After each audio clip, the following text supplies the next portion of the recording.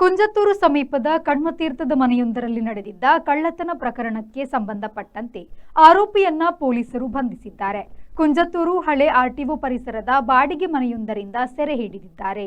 ಉತ್ತರ ಪ್ರದೇಶ ನಿವಾಸಿ ಗಣಪತ್ ಸೆರೆಗೀಡಾದ ಆರೋಪಿ. ಈತನಿಂದ ಕಳವುಗೆದ 2.5 ಪವನ್ ಚಿನ್ನಾಭರಣವನ್ನ ಪೊಲೀಸರು ವಶಪಡಿಸಿಕೊಂಡಿದ್ದಾರೆ. ಈತ ಬೇರೆ ಯಾವುದಾದ್ರೂ ಕಳವು ಪ್ರಕರಣದಲ್ಲಿ ಶಾಮೀಲಾಗಿದ್ದಾನೆ ಎಂಬ ಬಗ್ಗೆ ಕೂಡ ಪೊಲೀಸರು ತನಿಖೆ ನಡೆಸುತ್ತಿದ್ದಾರೆ.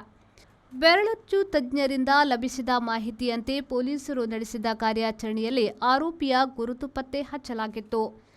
ಅನ್ಯ ರಾಜ್ಯ ಕಾರ್ಮಿಕ, ಉತ್ತರ ಪ್ರದೇಶ ವೀರಪುರ ನಿವಾಸಿ ಯೋಗೀಶ್ ಎಂಬಾತ ವಾಸಿಸುತ್ತಿರುವ ಕಣ್ವತೀರ್ಥದಲ್ಲಿರುವ ಬಾಡಿಗೆ ಮನೆಯಲ್ಲಿ ಈ ಕೃತ್ಯ ನಡೆದಿತ್ತು.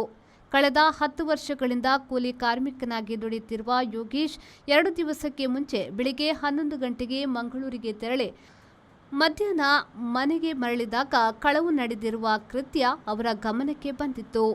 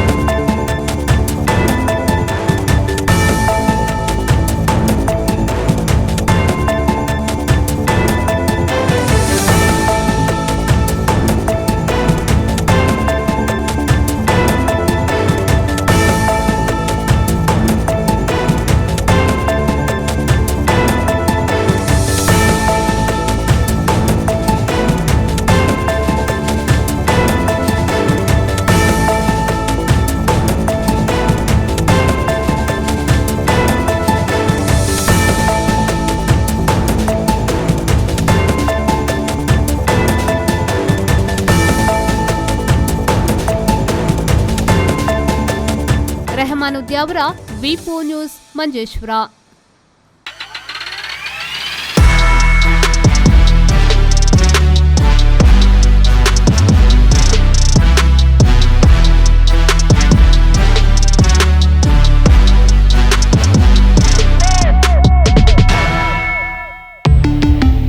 Volkswagen. Volkswagen Mangalore, Airport Road, Yeyadi, Mangalore. Volkswagen.